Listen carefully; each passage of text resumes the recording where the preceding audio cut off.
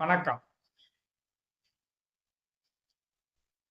இன்று ஒரு மகிழ்ச்சியான விஷயத்தை பற்றி பேசப் போகிறோம். மகுடம் சூடிய இந்திய மகளிர் கிரிக்கெட் அணி. மகுடம் சூடிய இந்திய மகளிர் கிரிக்கெட் அணி உலகக்கோப்பை ஒருநாள் போட்டியில் முதன்முறையாக இந்திய மகளிர் கிரிக்கெட் அணி கோப்பையை தட்டி இந்தியாவுக்கு பெருமை சேர்த்திருக்கிறது. பட்டங்கள் ஆள்வதும் சட்டங்கள் செய்வதும் பாரினில் பெண்கள் நடத்த வந்தோம் என்று பாரதி சொன்னவாறு புதுமை பெண்கள், இந்த புரட்சி பெண்கள் சாதனை புரிந்திருக்கிறார்கள். இதற்கு அவர்கள் உள்ளத்தில் உள்ள உறுதிதான் காரணம். லீக் ஆட்டங்கள் நடந்து கொண்டிருக்கும் பொழுது வலிமையான ஆஸ்திரேலியா, தென்னாப்பிரிக்கா, இங்கிலாந்து போன்ற அணிகளிடம் தோல்வியடைந்தனர். ஒரு நிலையில் செமிஃபைனலுக்கு அரையிறுதிக்கு தகுதி பெறுமா என்ற நிலை கூட இருந்தது. அதன் பின்னர் சிங்கமென மீண்டெழுந்து அரையிறுதிக்கு தகுதி பெற்றார்கள். அரையிறுதியில் ஆஸ்திரேலியா அணியை, வலிமையான ஆஸ்திரேலிய அணியை எந்த அணியிடம் தோற்றார்களோ அந்த அணியை வென்றார்கள். அது எப்படி வென்றார்கள்? 300க்கும் அதிகமான ரன்களை அவர்கள் அடித்திருந்த பொழுதும் முதன்முறையாக அவ்வளவு அதிகமான ஸ்கோரை சேஸ் செய்ததில்லை, விரட்டி பிடித்ததில்லை என்ற நிலையில் அதை விரட்டி பிடித்து செமிஃபைனலில் வெற்றி பெற்றார்கள். ஆஸ்திரேலியாவை வீட்டுக்கு அனுப்பினார்கள். அதில் ஒரு வீராங்கனை இறுதி வரை ஆட்டமிழக்காமல் இருந்து மிகப்பெரிய சதத்தை அடித்தார்.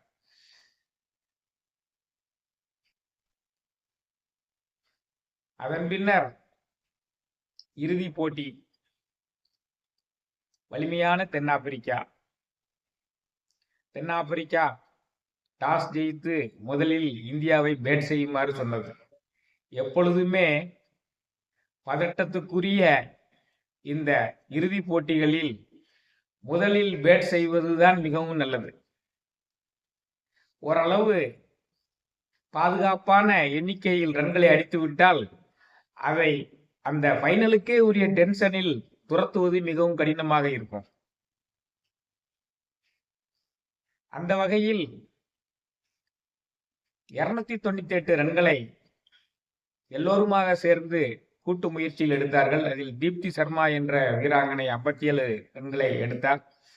ரிச்சா கோஸ் என்பவர் 35க்கு மேல் உள்ள ரன்களை அடித்தார். கடைசியில் அவர் வேகமாக அடித்து அந்த 300 இலக்கை நோக்கி செல்லுமாறே முதலில் இருந்தே ஆடிக்கொண்டிருந்தார்கள். எப்படியும் 300 அல்லது 300க்கு மேல் டார்கெட் பிக்ஸ் பண்ணி விடுவார்கள் என்று இருக்கும் போது அவர்கள் 298 வந்து நின்றார்கள். இறுதி ஆட்டத்தை பொறுத்த அளவில் அது ஒரு பாதுகாப்பான எண்ணிக்கை தான். ஏனென்றால் விரட்டி பிடிக்கும் அணி, சேஸ் செய்யும் அணிக்கு அது ஒரு டென்ஷனாக இருக்கும். அந்த வகையில் தென்னாப்பிரிக்கா ஆட்டத்தை துவங்கி தொடர்ச்சியாக விக்கெட்டுகளை இழந்து 246 ரன்களிலேயே அது அனைத்து விக்கெட்டுகளையும் இழந்து விட்டது. 46.5 ஓவர் தான் தாக்கு பிடித்திருக்கிறார்கள். தீப்தி சர்மா என்ற வீராங்கனை 5 விக்கெட்டுகளை எடுத்திருக்கிறார். அவர் ஏற்கனவே 57 ரன்களையும் வேற அடித்திருந்தார். கடைசி ஓவர் வரைக்கும் நின்றிருந்தார்.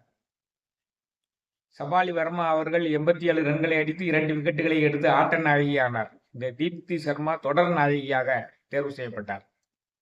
ஆக இந்திய கிரிக்கெட்டிற்கு இது ஒரு பொற்காலம் என்றுதான் சொல்ல வேண்டும். இந்திய கிரிக்கெட்டு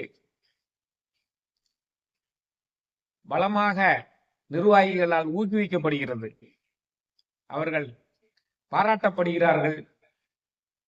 இந்தியாவுக்குள்ளே நடக்கக்கூடிய போட்டிகளில் அவர்களுடைய திறமையை காட்டுவதற்கெல்லாம் வாய்ப்புகள் வழங்கப்படுகின்றன. ஆண்கள் போட்டிக்கு நிகராக பெண்கள் போட்டிக்கும் ஊதியம் வழங்கப்படுகிறது. பெண்கள் அனைவரும் ஊக்குவிக்கப்படுகிறார்கள். நேற்றைய இறுதிப் போட்டியை காண்பதற்காக இந்திய அணியின் முன்னாள் கேப்டன் ரோஹித் சர்மா கூட வந்திருந்தார். இந்திய கிரிக்கெட் நிர்வாகிகள் பலரும் குழுமியிருந்தார்கள். அவர்கள் முன்னிலையில் இப்படிப்பட்ட ஒரு மிகப்பெரிய வெற்றியை பெற்று இந்திய மகளிர் கிரிக்கெட் அணி மகுடம் கூடியிருக்கிறது.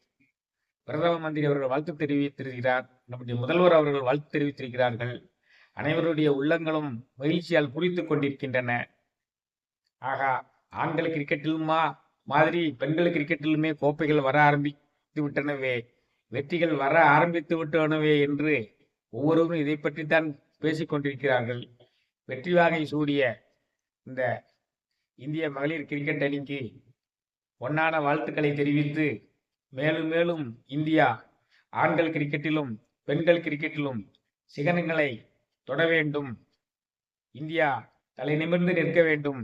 விளையாட்டுத்துறை என்றாலும் சரி, விஞ்ஞானத்துறை என்றாலும் சரி, பொருளாதாரத்துறை என்றாலும் சரி, இந்தியன் என்பதை பெருமிதத்துடன் நாம் சொல்லிக்கொள்வோம் என்று சொல்லி இந்த உரையை நிறைவு செய்கிறேன். நன்றி, வணக்கம்.